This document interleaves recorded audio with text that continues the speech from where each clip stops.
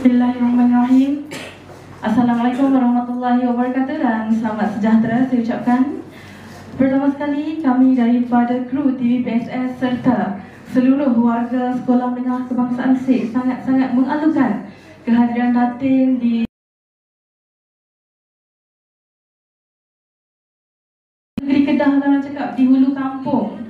Terima kasih Datin atas kesudian memilih Sekolah Menengah Kebangsaan SIK untuk datang melawat serta memberi sumbangan, dorongan serta berkongsi pengalaman dengan kami semua.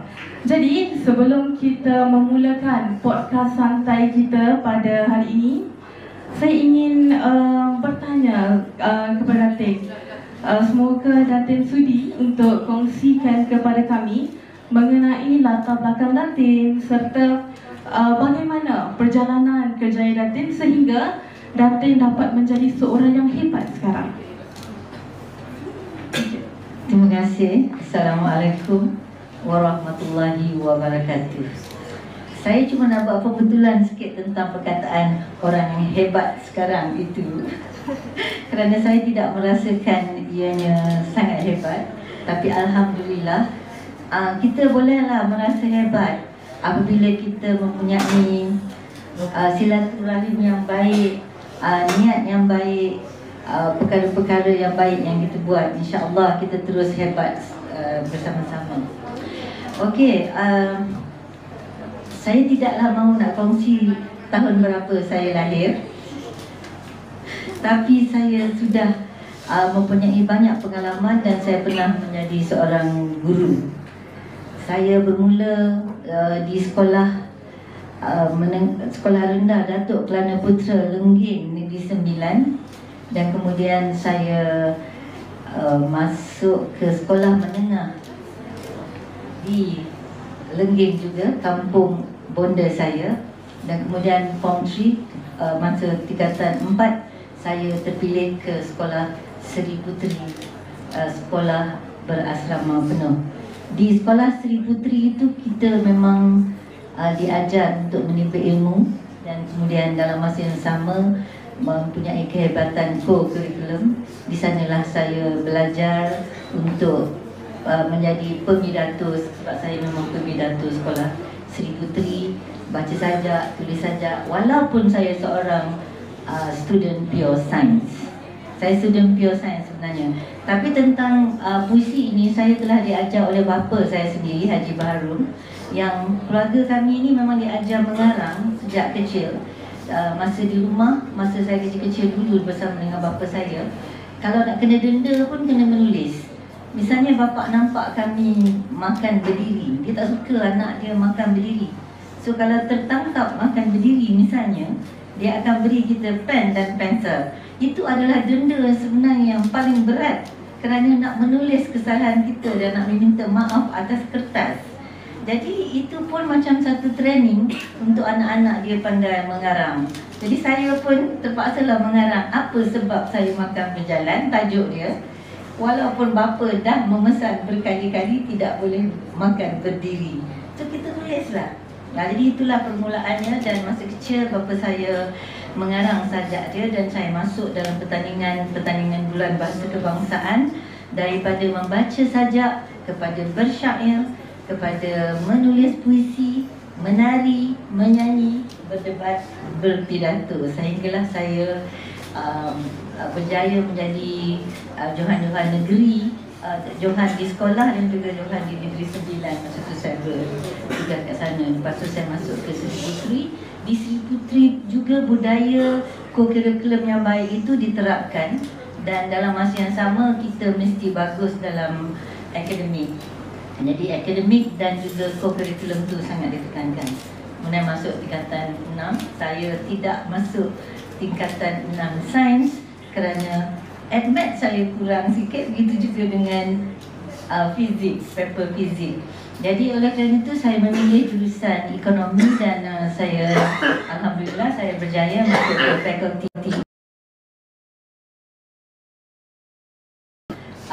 pendidikan. Jadi oleh kerana itu setelah keluar universiti saya menjadi guru. Saya menjadi guru selama 8 tahun saja. Kemudian saya sambung belajar master degree dalam bidang Economics of Education. Dan kemudian saya bekerja setelah saya mengikut suami keluar negara dan sebagainya.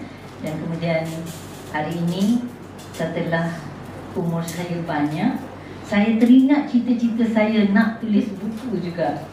Jadi oleh kerana itu saya pun berjinak-jinak semula setelah anak-anak besar. Saya berjinak semula dengan Persatuan Penulis Nasional iaitu PENA. Saya berjumpa dengan Presiden PENA waktu itu iaitu Dr. Saiful Rahmat.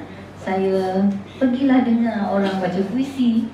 Kata sipu-sipu puisi, kalau nak pandai agama jumpa ustaz, kalau nak pandai menulis jumpalah penulis-penulis. Jadi akhirnya cita-cita saya nak menulis buku itu telah berjaya dengan buku pertama saya, Bagai Helang Tetap Pulang, dan kemudian diikuti dengan puisi untuk Maharani, dan hari ini saya ada buku ketiga, Tidak Rembulan Mengejar Mentari, dan ada buku selenggaraan saya juga yang berjudul Mengukir Nama di Atas Peta, iaitu gabungan penyair-penyair dengan usahawan menulis puisi. Saya akan hadiahkan semua buku-buku ini kepada sekolah ini nanti. Terima kasih. Okey, terima kasih Datin. Jadi sikit, ada lagi sikit. Apa tu?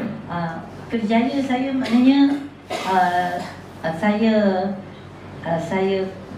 saya bersara awal masa umur 40 daripada jawatan di Kementerian Pelajaran Malaysia. Saya bekerja di Kementerian Pelajaran Malaysia, EPRD, Educational Planning and Research, selama 10 tahun, dan kemudian saya keluar berniaga setelah mengikuti kursus khas perniagaan. Jadi itulah saya hari ini. Hebat dan tidak hebat itu semuanya Allah yang tentukan.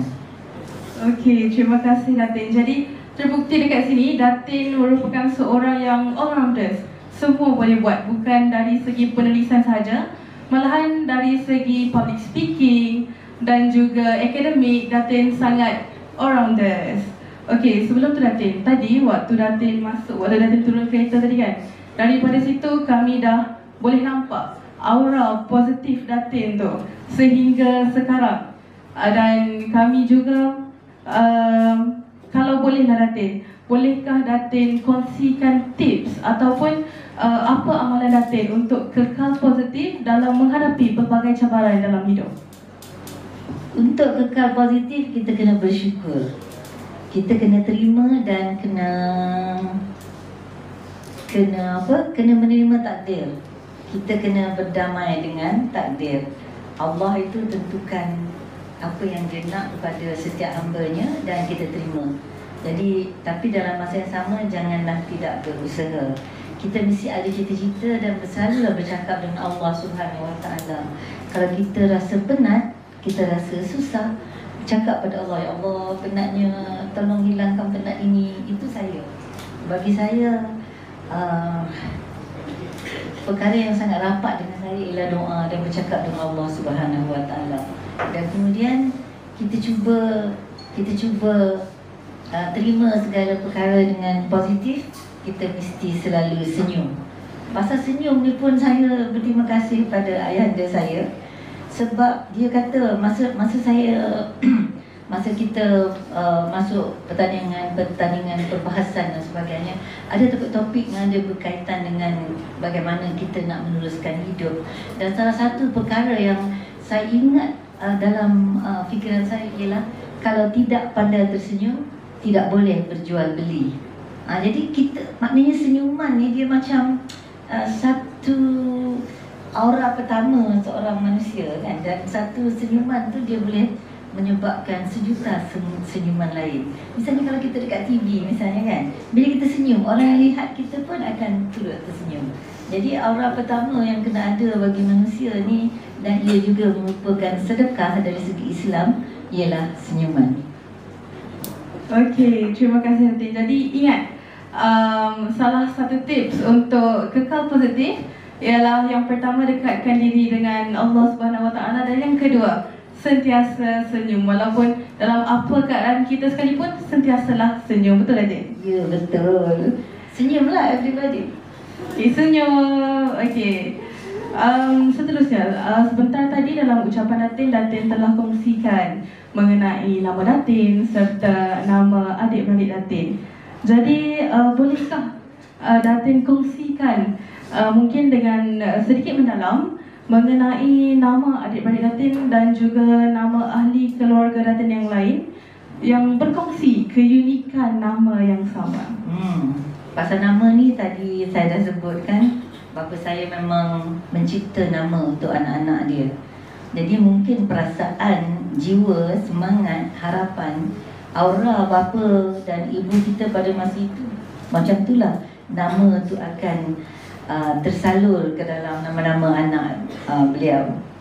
Bapa saya beri nama yang sangat romantis kepada anak sulung dia.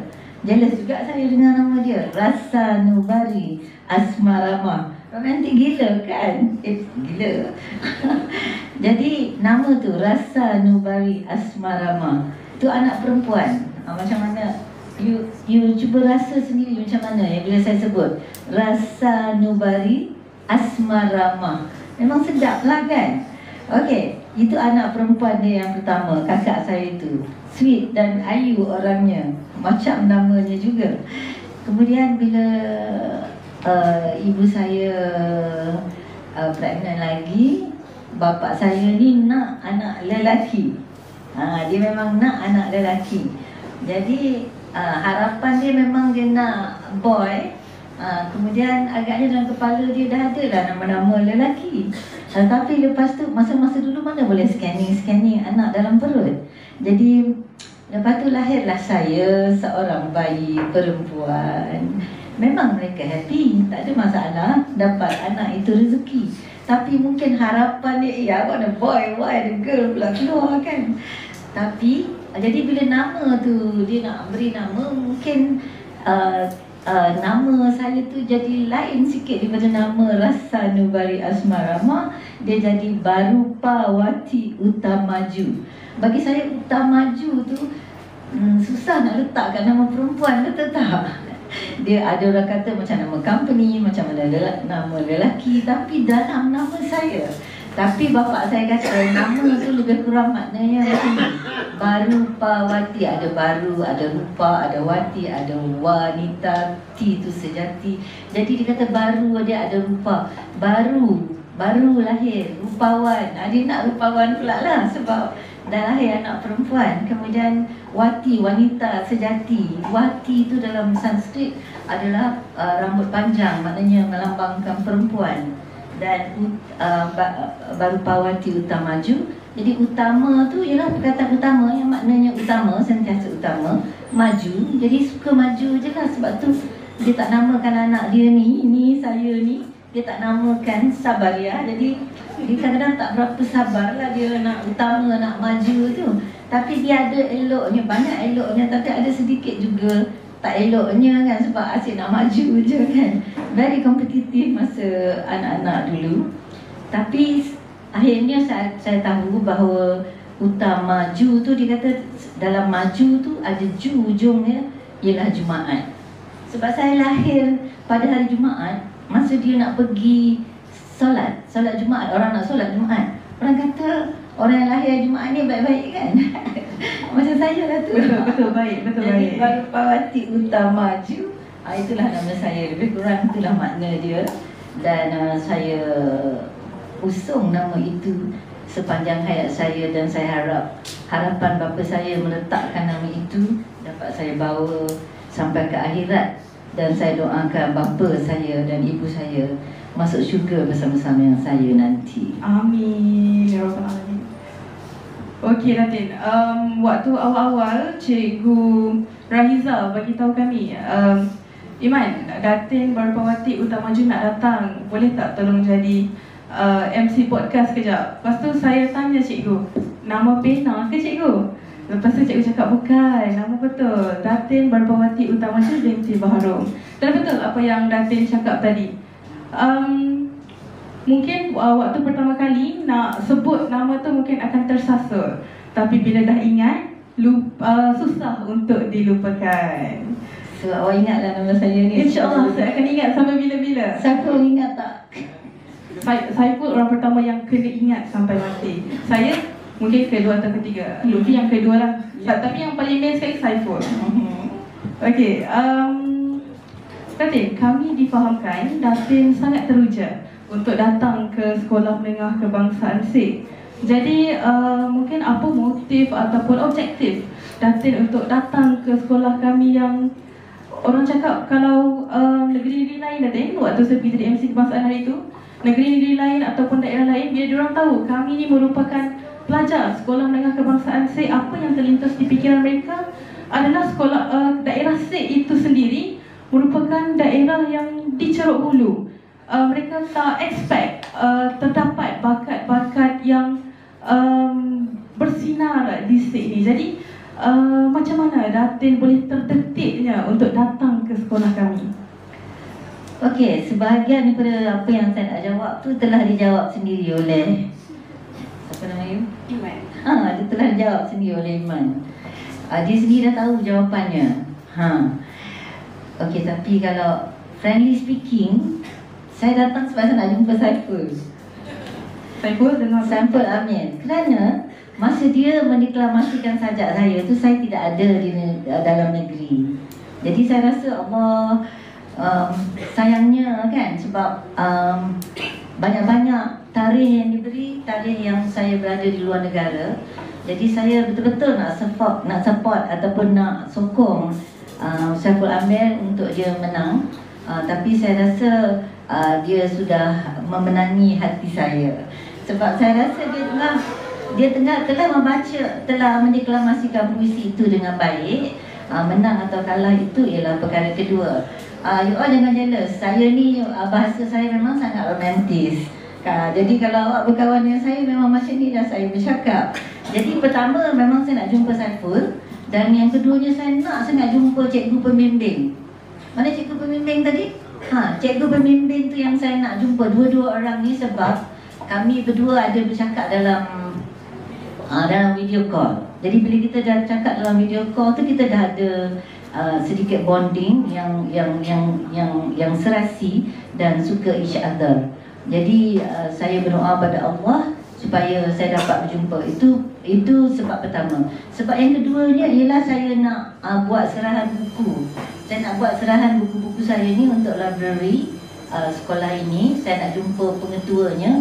Saya sebenarnya hairan macam mana satu sekolah yang anda kata jauh di pelosok negara, ialah 430 km daripada Kuala Lumpur. Jadi saya pun rasa macam sekolah ini adalah satu sekolah yang hebat. Tapi saya tak kisah sangat dengan sekolah yang jauh, kerana saya pernah membuat kajian-kajian di bawah World Bank tentang sekolah-sekolah terpencil, sekolah-sekolah kecil dan terpencil, kerana saya bekerja dengan Kementerian Pelajaran. Jadi bagi saya bukan yang tempat terpencil ataupun tempat di bandar itu lebih elok untuk pembelajaran. Kadang-kadang tempat yang nyaman seperti ini, seperti kita boleh dapat memandang awan rendah di gunung di kejauhan, itu lebih aman, damai untuk jiwa kalau berbanding dengan sekolah-sekolah di bandaraya yang hiruk-pikuk dan yang ada banyak masalah-masalah kebisingan, masalah huru-hara, masalah kepantasan yang berlebihan dan sebagainya. Jadi tak ada apa masalah untuk datang ke sekolah yang jauh, kerana itu sudah biasa dah menjadi darah daging saya. Jadi alhamdulillah saya sudah berada di sini pada hari ini. Okey, Saiful dengan Cikgu Rahiza merupakan penyebab utama untuk datang ke sekolah ni. Dan terima kasih juga diucapkan kepada Datin kerana sudi menyumbangkan buku-buku kepada Perpustakaan Sekolah Menengah Kebangsaan SIG.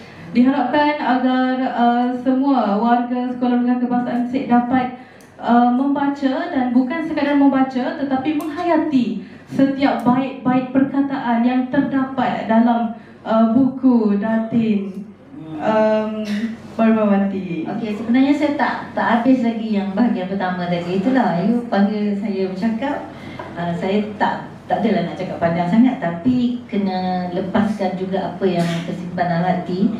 Saya juga dah mendapat berita yang Syafiq kan, adik nama you siapa? Lutfi. Lutfi, sorry. Adik Lutfi telah berjaya menjadi juara. Jadi saya pun terfikir satu sekolah telah menghasilkan juara-juara dalam deklamasi puisi ini. Jadi saya rasa mesti sekolah SMK SIK ini luar biasa dan amatlah baik kalau saya dapat datang ke sini. Itu dia. Jadi alhamdulillah, thank you Iman dan semua pelajar. Congratulations to you all dan guru-guru juga. Sekejap, belum habis lagi guys. Ada lagi, sabar. Okey, Lutfi. Okey, baik Datin, salam kenal. Sebelum saya belum bermesra dengan Datin lagi. Jadi saya juga selaku selain pada juara untuk sayembara deklamasi puisi kat Sekolah Malaysia itu, saya juga di sekolah ini adalah ketua bagi kru TV PSS. Jadi boleh Datin lihat yang memakai vest hitam ni adalah semua kru-kru saya. Kru apa? Kru TV PSS. Oh, I see. Ya. Kru TV. TV PSS. Okey. Baik, jadi Datin saya nak tanya, sebagai Datin seorang penulis, jadi apakah perasaan Datin bila salah satu puisi Datin terpilih untuk dideklamasikan dalam sayembara deklamasi puisi kemerdekaan, dan apa perasaan Datin seorang penulis apabila sajak Datin dipopularkan ataupun dideklamasikan di pentas kebangsaan? Jadi boleh dikongsikan. Ya, memang pertama saya sangat bersyukur pada Allah Subhanahu Wa Taala. Saya berterima kasih kepada AJK Pena dan panel yang memilih sajak-sajak untuk masuk ke final tu, termasuk sajak saya. Jadi saya sangat bersyukur dan sangat teruja sebenarnya. Dan kemudian saya bertanya kepada pihak Gapena siapa yang dapat sajak saya. So dia orang cakap, oh tu daripada Kedah, yang juara Kedah. Jadi saya kata, oh Kedah ya. Kedah daripada sekolah mana? Dia masa tu tak tahu lagi. Cuma dia kata juara Kedah. So saya pun terfikirlah tajuk puisi saya ialah Pelangi di Hamparan Hijau. Hamparan Hijau. Jadi saya pun memang Kedah ni hijau kan, dengan sawah padi, dengan hutan luas terbentang. Jadi saya rasa macam sesuai ni sajak ni untuk orang Kedah. Alhamdulillah. Okey, baik Datin. Jadi saya masih nak tanya lagi. Ini berdasarkan pengalaman saya sendiri, berdasarkan 3 minggu pengalaman berlatih bersama Cikgu Rahiza. Saya buat perbandingan, iaitu tentang makna sajak saya, iaitu Matahari di atas bahu, dengan makna sajak Datin. Di mana saya dapat lihat sajak Pelangi di Hamparan Hijau ni maknanya lebih agak sukar difahami berbanding dengan sajak saya. Jadi kalau Datin tak keberatan, boleh Datin nyatakan makna tersirat yang ada dalam puisi Pelangi di Hamparan Hijau yang ingin Datin sampaikan kepada pendengar atau pembaca ataupun yang ada pada hari ini. Terima kasih. Makna yang tersirat, sebenarnya yang tersurat dengan tersirat itu pun tak berapa jauh. Untuk sajak Pelangi di Hamparan Hijau ini, makna yang patut dirasai oleh pembaca itu sebenarnya tidak boleh saya paksakan. Sebenarnya tugas saya ialah menulis satu puisi, satu sajak. Puisi itu perkataan umum kan, umum. Puisi itu dia ada pantun, syair, sajak. Tapi kita dah selalu gunakan puisi dengan sajak tu lebih kurang sama. Kalau syair kita panggil syair, pantun kita kata pantun. Jadi ramai orang menggunakan sajak untuk puisi itu lebih kurang sama. Jadi puisi moden tu kita panggil sajak ya. Jadi sajak Pelangi di Hamparan Hijau ini pertamanya ialah untuk menyebarkan perasaan bahawa kemerdekaan ini harus diraikan, kemerdekaan ini harus dibanggakan, mesti dihayati. Jadi kita jangan memandang perkara-perkara yang negatif kepada pendapat-pendapat tentang kita belum merdeka lah, merdekakah kita, kenapa setakat kemerdekaan ini kita masih di sini. Jadi kalau ada kekurangan-kekurangan yang terjadi dalam negara kita, walaupun kita sudah lama merdeka, itu adalah kesalahan kita sendiri. Tetapi sebagai rakyat Malaysia, kita kena menghayatinya, menghayati kemerdekaan itu, kerana kemerdekaan itu telah melepaskan kita daripada belenggu penjajahan. Itu kemerdekaan pertama yang patut kita hargai. Sebab itulah masa kemerdekaan tu, ulang tahun kemerdekaan tu, kita patut meraihkan ataupun mengingati bagaimana kemerdekaan itu kita perjuangkan.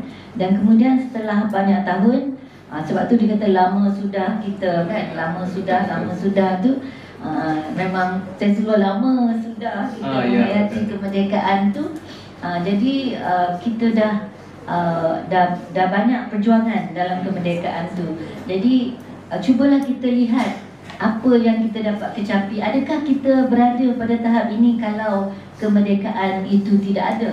Jadi kita dah ada pencakar langit, kita dah ada bumi yang hijau, bumi yang cantik, kita ada pelangi. Pelangi bagi saya adalah lambang kepada kehidupan yang warna-warni.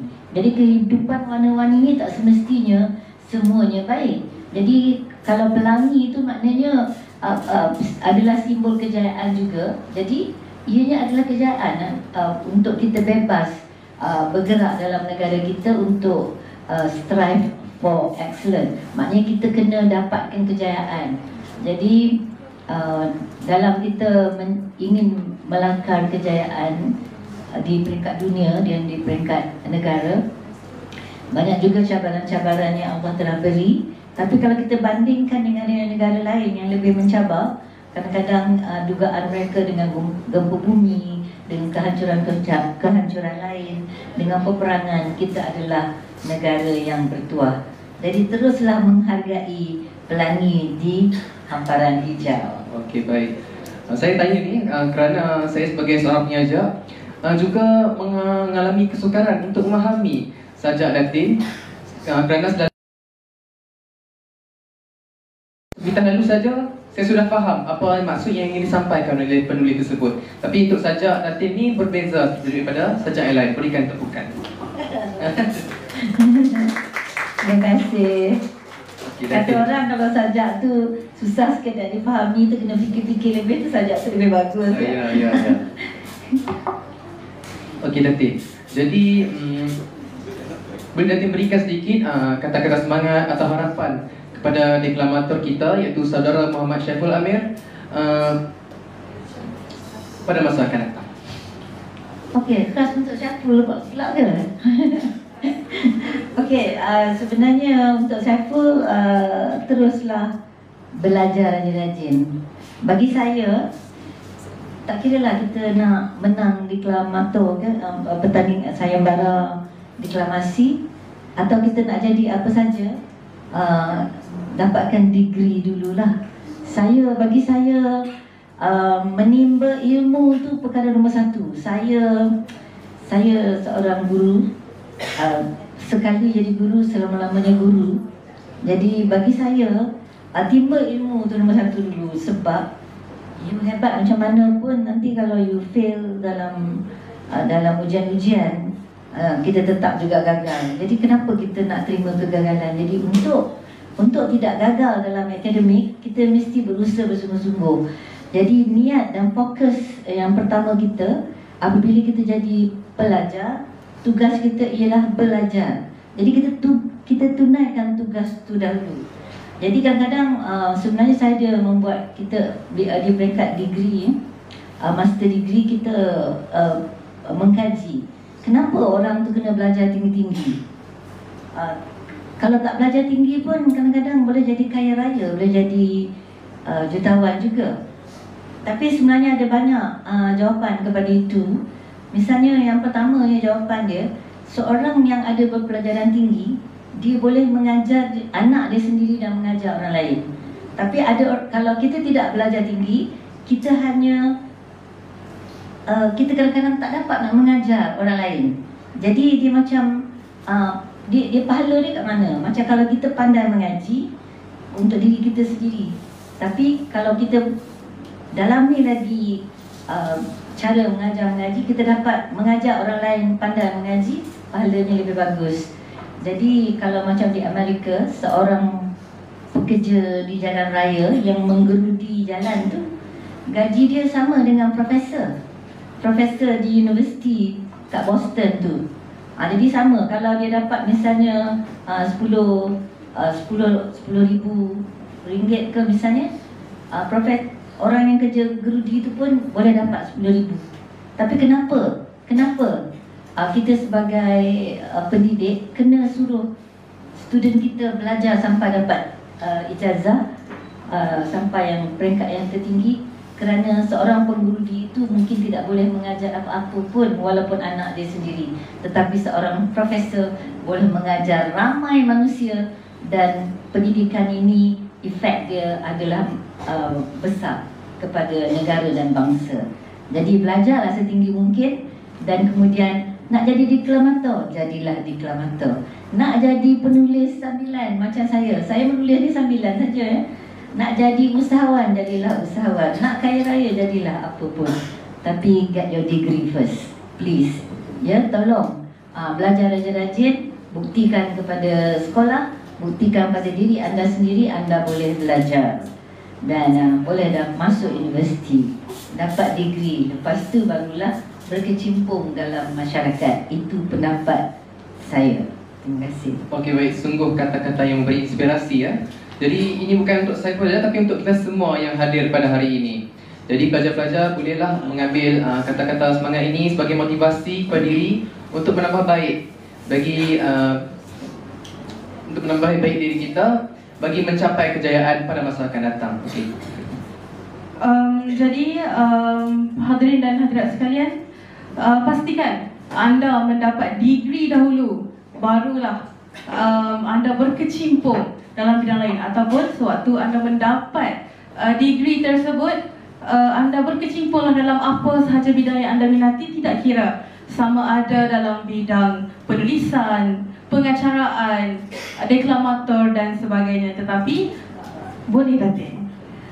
Okey, sekolah ni sebenarnya adalah tempat untuk menimba ilmu dan belajar hidup, belajar kemahiran-kemahiran yang lain.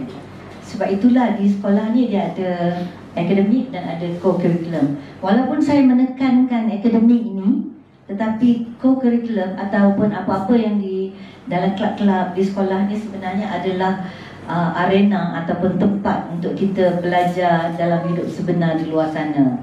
Jadi saya pun dari kecil sangat diajar oleh sekolah untuk bersajak, berpidato, bersukan,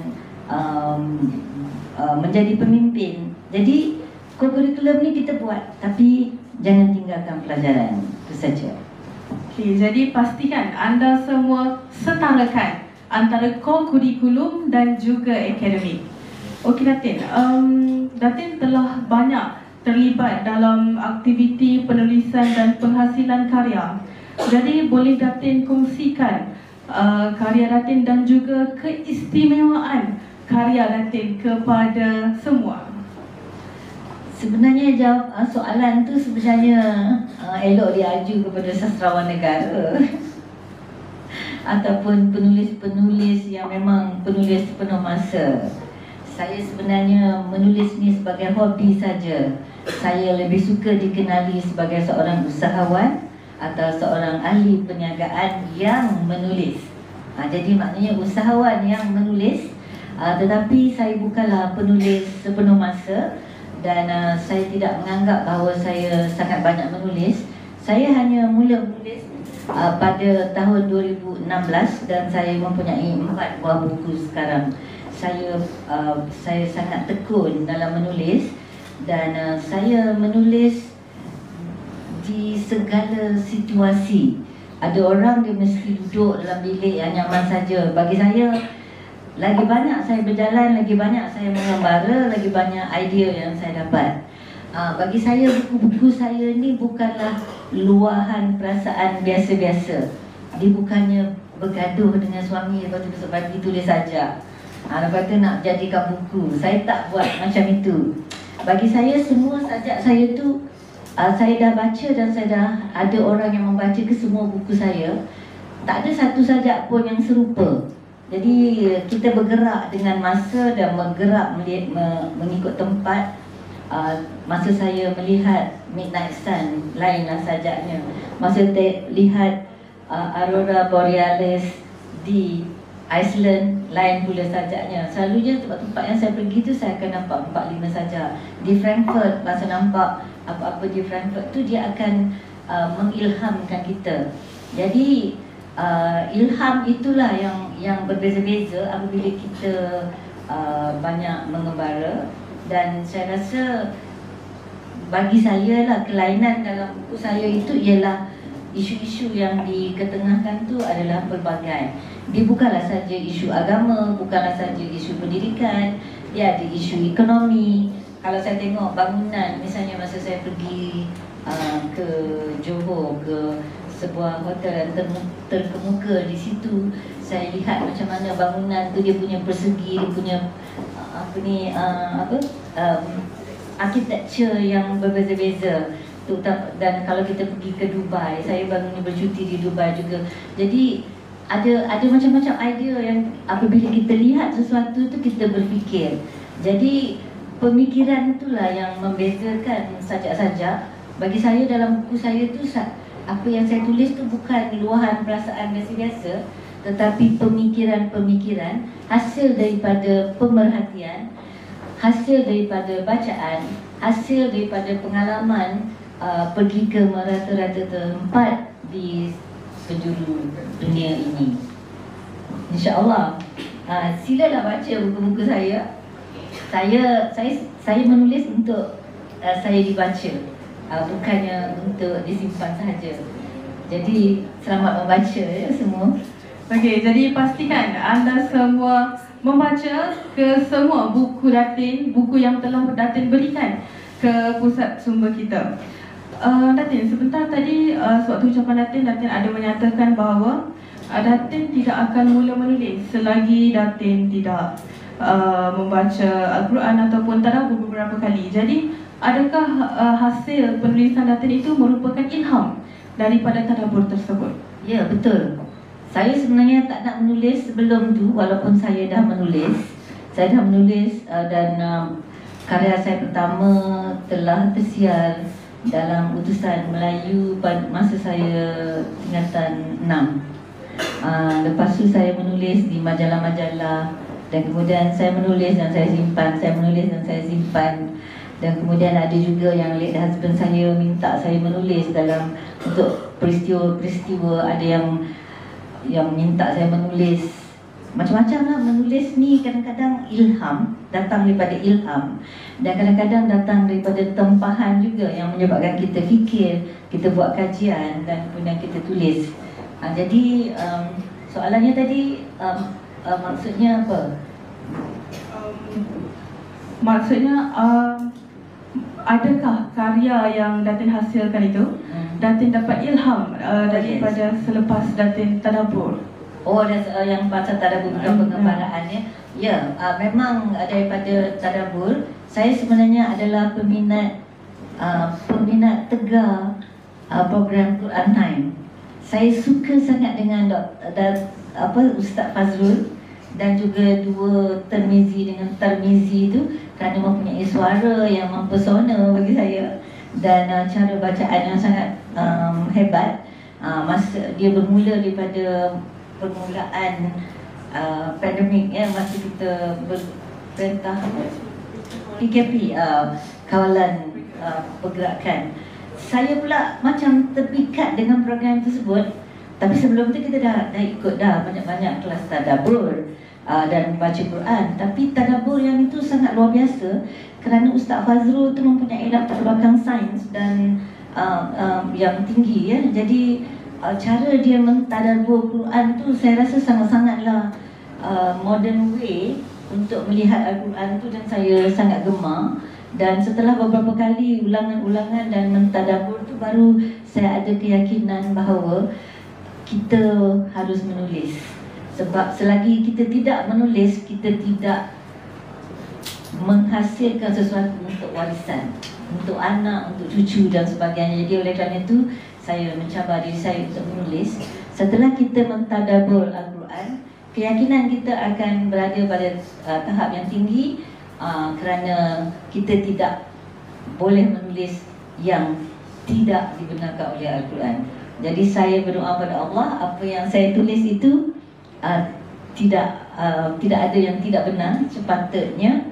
Cuma kadang-kadang ada jugalah orang mengertikan, kadang cinta dalam buku ni bukan cinta dengan siapa-siapa. Kadang-kadang cinta tu ialah sajak ni dia sangat luar biasa, iaitu penggunaan bahasa yang berbeza, dalam konteks yang berbeza, dan kadang-kadang ditafsirkan oleh orang dengan cara yang berbeza. Sebenarnya tugas seorang penulis, tugas saya ialah menulis, menyampaikan apa yang saya nak sampaikan, dan dalam masa yang sama kata pakar, satu sajak yang baik itu boleh ditafsirkan dengan berbagai-bagai cara. Dan baru-baru ni Datuk Rahman Syari, sastrawan negara Rahman Syari, bercakap dalam satu di pentas yang dianjurkan oleh penyair, yang saya menjadi nasihat Persatuan Penyair. Dia mengatakan kita mesti orang yang membaca puisi itu jangan takut tidak faham apa puisi itu, ataupun tidak memahami puisi itu seperti yang dikehendaki oleh penulisnya. Jadi puisi itu boleh difahami mengikut apa yang anda baca. Sebab itu satu cara untuk memahami puisi dan untuk menghayati puisi. Jadi kadang-kadang dia lain sikit daripada yang dimaksudkan oleh penyairnya, kerana penyairnya yang betul-betul tahu perkara tersebut. Misalnya saya ambil satu contoh, sajak saya Tiada Yang Hilang di Amsterdam. Jadi kalau sebenarnya tiada yang hilang di Amsterdam itu ialah saya nak menceritakan satu kehilangan besar yang pernah berlaku semasa saya di luar negara, di mana kereta saya dipecahkan dan kemudian satu beg diambil dan semua barang-barang berharga itu hilang. Tapi dalam beg-beg puisi itu dia ada macam-macam perkara yang saya nak sampaikan. Dan bagi saya dalam satu puisi itu sebenarnya kalau ditulis dalam bentuk prosa yang panjang dengan penceritaan yang panjang, dia boleh jadi satu.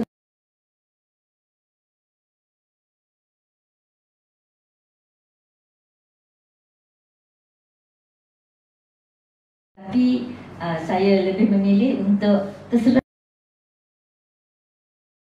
itu mestilah menjadi pegangan. Dan oleh kerana itu saya memperjuangkan membaca Al-Quran itu, dia menjadi satu perjuangan pribadi saya dan keluarga saya, iaitu mengajak orang membaca Al-Quran setiap hari. Quran itu mesti dibaca setiap hari. Dan oleh kerana itu hari ini pun saya ada membawa beberapa naskah Al-Quran. Fahamilah terjemahan dia. Tak faham pun, merangkak-rangkak pun, Allah kata kita akan mendapat pahala daripadanya. Bacalah Al-Quran, fokus kepada Al-Quran dahulu untuk mendapat syafaatnya. Kerana dalam hidup saya rasa apa yang saya dapat itu adalah hasil syafaat daripada membaca Al-Quran yang dianugerahkan oleh Allah. Jadi kalau ada Al-Quran yang saya hadiahkan pada hari ini, saya harap ianya dapat dibaca, tidak disimpan sahaja. Okey, jadi apa yang kita dapat daripada jawapan yang telah pun diberikan oleh Datin sebentar tadi ialah apa sahaja yang kita ingin lakukan di dunia ini, kita perlu dahulukan Al-Quran. Okey Datin, sekiranya terdapat pelajar, mahasiswa ataupun mahasiswi yang mengidolakan Datin sebagai seorang penulis, apakah persediaan yang perlu mereka lakukan untuk menceburi bidang penulisan ini? Tak ada persediaan untuk jadi seorang penulis, tetapi seorang penulis tu dia memula dengan membaca. Jadi kalau kita tak membaca, macam mana nak menulis? Jadi tahap tertinggi dalam kategori manusia ni mungkin penulis. Kerana penulis tu kalau dia tak membaca, dia tidak boleh menulis. Kalau dia tidak menghayati, dia tidak berjalan, dia tidak keluar, dia tak dapat menulis dengan baik. Jadi oleh kerana itu, kalau nak menjadi penulis, kena banyak membaca. Baca karya-karya agung. Kalau nak jadi penulis, nak menulis sajak, bacalah sajak daripada penyair-penyair yang bagus. Tapi kadang-kadang penyair bagus dengan penyair tak bagus ni dia satu perkara yang subjektif. kadang-kadang macam kalau saya bukan seorang ahli sastra, kadang-kadang buku-buku kita tidaklah diketengahkan menjadi perdebatan-perdebatan. Tetapi trylah baca buku saya rasa alhamdulillah ada banyak perkara yang anda boleh belajar. Jadi banyakkan membaca, dan bila nak menulis tu jangan fikir banyak, tulis sahaja. Saya ingat lagi sastrawan-sastrawan yang menjadi sahabat bapa saya dan sahabat-sahabat saya. Dia kata menulis ni jangan nak uja-uja sangat menulis kan. Misal maknanya saya nak mula besok, saya nak mula besok, saya nak mula besok. Besok tu takkan datang tak bila-bila. Jadi bila nak menulis tu bagi saya, dulu saya menulis, saya suka pen dan kertas. Saya tulis sebab saya dulu masa kat sekolah suka masuk pertandingan khat menulis kan. Jadi tulisan saya ni okeylah, cantiklah juga. Jadi saya suka menulis dengan pen dan pensel atas kertas. Ada lagi sebenarnya saya simpan dulu. Tapi bila dah zaman teknologi sekarang ni, kita pakai handphone, saya memang cepat dengan handphone. Tapi saya alhamdulillah kerana saya ada office perniagaan saya sendiri. Apa-apa saja yang saya tulis tu saya terus send kepada seorang penyanyi yang saya telah lantik untuk mengumpulkan. Jadi segala-galanya terkumpul. Dan kemudian bila kita menulis ni, kita jangan senang give up. Maknanya kita tulis hari ni, kita tulis satu muka surat, besok pagi kita tulis lagi satu muka surat. Letih tak tulis tak apa, tapi jangan give up.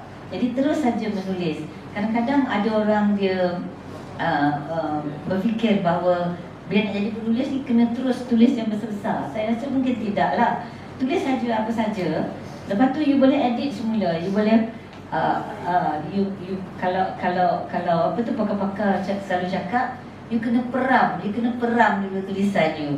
Kalau you buat sajak kan, macam you dapat idea sajak Zoom, dapat idea sajak, you dah baca, wah nampak sajak ni sedap. Sebenarnya dia perlu diedit, dia perlu diperam dulu, dan kemudian you baca semula. You baca semula, mesti ada ayat-ayat vocabulary yang you boleh tambah baik dia. The word is peram. Peram tu sebenarnya memang betul. Supaya bila yang menetas tu betul-betul yang telah matang. Tapi jangan takut dan menulis. Tulislah sikit-sikit sehari, simpan. Jangan fikir bila menulis tu mesti nak terus jadi buku. Tetapi kalau you menulis perkara yang baik tu, dia memang akan baiklah hasilnya. Menulis je, tak payah fikir. Tapi kena banyak membaca. Okay, so the main point, isi utama dekat sini, untuk anda menjadi seorang penulis yang pertama, banyakkan membaca. Dan yang kedua, tulis je. Jangan esok rasa nak tulis sekarang, ambil paper, ambil pen, terus tulis. Dan seterusnya peram tulisan anda. Peram untuk apa? Untuk menambah baik. Mungkin dari segi kosakata ataupun dari segi baik perkataan-perkataan lain dan sebagainya. Okey Datin, pada pendapat Datin, apa peranan penulis untuk menyuburkan budaya membaca dalam kalangan masyarakat sekarang? Sebab bila kita tengok terutama sekali remaja lah pada zaman sekarang, mereka sangat kurang membaca. Jadi bila mereka kurang membaca, mereka juga kurang menulis. Jadi pada pendapat Datin, sebagai seorang penulis, apakah peranan Datin untuk menyuburkan kembali budaya tersebut? Sebenarnya mungkin tuan pengetua, guru-guru boleh jawab ni dengan lebih baik lah. Mesti telah belajar dan profesor dah cakap dah apa dia cara-cara nak menimbulkan minat membaca dan minat menulis. Tapi bagi saya, kalau you tak suka buku, you tak suka membaca. Bagi saya hard copy macam ni memang nostalgia lah bagi kita kan, sebab dia bermula dengan buku. Jadi buku tu sekarang masih ada peranannya. Kalau tak percaya, tanyalah dengan Puan Adibah, CEO Kota Buku kan. Mereka sedang berjuang untuk menyebarkan buku, untuk meninggikan pengeluaran buku dan mutu buku, dan PKM juga, dan guru-guru juga. Dan membaca ni tak semestinya daripada buku, ada juga dalam e-book dan sebagainya. Tapi fizikal buku ni pun kadang-kadang kita collect juga. Kita boleh juga menyimpan beberapa jenis buku, sebab buku ni dia ada aura dia tersendiri. Macam saya je misalnya, saya ambil buku pertama saya ni bagai helang, tak pulang ni. Masa saya nak hasilkan buku ni, saya dah ada karya-karya saya sebanyak 115 dalam buku sajak ni. You jarang nak dapat satu buku sajak yang ada 115 buku puisi di dalamnya. Jadi niat saya ialah, saya kata, ya Allah, ya Tuhanku, saya nak menghasilkan sebuah buku yang cantik dilihat, cantik dipegang dan cantik dibaca. Jadi oleh kerana itu lahirlah buku ni, yang ramai orang kata dia cantik dilihat. Cantik kan? Cantik tak? Cantik kan buku ni? Okey, kita tunjuk. Cantik dilihat, cantik dipegang. Bila you pegang, sebab kertas dia, cara dia, ada flippers dia semua ni kan. Kemudian dalamnya pun ada cantik, ada gambar saya juga. Dan cantik dilihat dan mestilah ia cantik dibaca. Jadi cantik datang dari hati yang bersih. Okey. Jadi Tapi belum sampai lagi untuk menaikkan minat membaca. ya betul. Kalau minat nak berjaya tu, dia minatlah nak membaca. Ramai orang yang berjaya dia kena membaca. Jadi kadang-kadang tak minat membaca, tapi minat apa? Bekerja. Itu tengok mereka umur lah kan. Kadang-kadang yang dah sangat tua tu kadang-kadang dia dah banyak membaca. Tapi kalau daripada zaman kanak-kanak tak banyak membaca tu, macam rugilah juga ya. Rugilah kalau tak banyak membaca sedangkan kita ada masa untuk membaca. Okey, jadi kepada rakan-rakan hadirin dan hadirat sekalian, silalah membaca. Jadikan membaca itu merupakan amalan harian anda. Jadi mungkin kalau bukan sehari satu bab, sehari satu muka surat pun tak apa. Sebab setiap kali kita membaca, kita akan mendapat ilmu baru dan dalam masa yang sama kita dapat belajar kosa-kosa kata baru dan kita juga dapat mengetahui pelbagai perkara. Dan saya ingin kongsikan satu kata-kata oleh orang-orang bijak lah. Beliau ada mengatakan bahawa seseorang itu akan menjadi rugi sekiranya dia tidak belajar ilmu baru pada setiap hari. Jadi membacalah, kerana membaca merupakan jambatan ilmu. Baik, jadi bacalah buku banyak-banyak kerana sudah ada bukti bagaimana membaca membentuk seorang yang hebat, iaitu Datin yang hadir pada hari ini. Okey, kita orang yang hebat ya. Jadi saya akan teruskan pada soalan yang bersantai dan peribadi, iaitu saya perasan semasa Datin podcast ni, saya perasan Datin nampak selesa sangat di atas pentas. Jadi dan perasaan gemuruh tu saya tak nampak pada Datin. Jadi bagaimanakah Datin melawan perasaan gemuruh tu bila dia berada di atas pentas? Saya tak ada lawan perasaan. Saya ikut perasaan. Sebenarnya perasaan saya suka. Jadi tak ada apalah yang saya nak lawan. Dia tak ada gemuruh. Cuma dia ada sebenarnya kalau tak ada sedikit gelora tu dia tak best. Dia kena ada sikit. Jiwa kita tu bila dia ada sedikit keterpujaan tu. Jadi saya sebenarnya dah naik pentas ni daripada darjah 1. Dan bapak saya pula.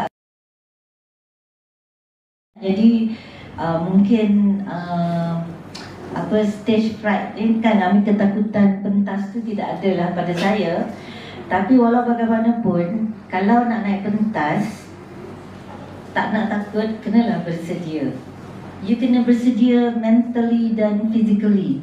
Maknanya mental dan jiwa kita bersedia. Kalau kita nak baca buku puisi itu, kita dah bersedia. Dan kemudian jaga keterampilan. You mesti pakai yang paling selesa. You mesti dress up dan make up the best. Jadi kalau you dah bersedia, tak ada apa perkara lah yang akan menjadi ketakutan. Walau bagaimanapun, kita selalu tersilap juga di atas pentas. Jadi kalau kesilapan tu berlaku masa rakaman TV ke rakaman radio tu boleh dibetulkan. Tapi di atas pentas ni tidak ada yang boleh dibetulkan. Bila kita dah bercakap tu, dia betul-betul lah. Kalau dah tersalah tu, kita betulkanlah sendiri. Dan untuk tidak berlaku kesilapan itu, doa sajalah kepada Allah Subhanahu wa Ta'ala. Terima kasih. Okey, baik, terima kasih Datin sebab sudi kongsi pengalaman dan kata-kata semangat. Jadi harap para pendengar kita pada hari ini pun dapat inspirasi untuk terus kejar impian masing-masing. Okey Datin, sebelum kita tamatkan podcast pada hari ini, boleh Datin tinggalkan satu pesanan ataupun amanat kepada semua pendengar podcast kita, sama ada dalam live maupun di depan kita sekarang. Mungkin kata-kata yang Datin pegang. Silakan Datin. Kata-kata yang saya pegang daripada saya kanak-kanak, bapa saya bawa saya ke Dewan Bahasa dan Pustaka. Saya ternampak satu poster. Dia tulis, hidup mesti kreatif, hidup mesti berguna, hidup mesti berjasa. Sejak itu saya pegang kata-kata tu. Saya suka sangat dan saya beli poster tu kat Dewan Bahasa dan Pustaka. Saya letak kat rumah. Sebenarnya kata-kata hikmat ni banyak daripada Al-Quran, banyak daripada ustaz-ustaz. Jadi saya tak naklah berlawan dengan ustaz-ustaz, dengan cikgu-cikgu. Tapi yang saya punya peribadi, perkataannya ialah hidup mesti kreatif, hidup mesti berguna, hidup mesti berjasa. Banyak kepuasan yang kita boleh buat. Satu lagi poster ni, saya ni ada kelainan jugalah hidup saya ni. Saya berjalan-jalan di kedai yang jual painting, jual lukisan. Saya nampak poster yang ditulis, every day is the best day of your life. Dan saya beli poster tu, saya tampal kat rumah kampung, rumah mak saya. Dan saya gunakan perkataan tu, every day is the best day of your life. Jadi kalau kita asyik nak bermuram, tak nak motivate diri kita, macam mana every day tu nak jadi the best day of your life?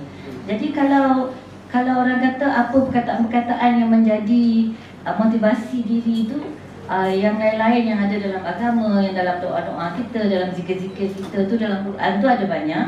Kita amalkanlah. Banyak zikir-zikir yang boleh memotivasi diri kita, mendekatkan diri kita pada Allah. Tapi yang biasa-biasa ni yang saya nak cakap itulah, hidup mesti kreatif, hidup mesti berguna, hidup mesti berjasa. Dan yang keduanya, every day is the best day of your life. Jadi tak adalah hari ni, oh this is my bad day, this is my lazy day. Try to be the best. So every day is the best day of our life.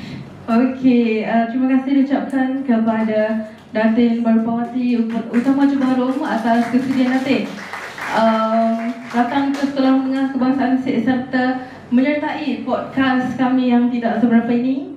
Terima kasih diucapkan kepada Datin. Dan diharapkan setiap perkara ataupun baik-baik kata yang telah pun dikongsikan oleh Datin menjadi motivasi ataupun dapat kita jadikan panduan untuk kita menjadi seorang yang lebih baik pada hari-hari yang akan datang. Okey, terima kasih Datin. Terima kasih banyak dan saya juga nak ucap tahniah kepada Iman dan juga kepada Lutfi kerana membawa saya ke pentas podcast ini. Dan saya nak ucapkan terima kasih kepada Tuan Pengetua yang menerajui sekolah ini. Saya rasa Sekolah Menengah SIK, you are the best. Silakan tepukan. Sekian sahaja daripada kami, kru TVPSS. Sekian wabillahi taufiq wal hidayah. Wassalamualaikum warahmatullahi wabarakatuh. Terima kasih Datin atas kesediaan bersama.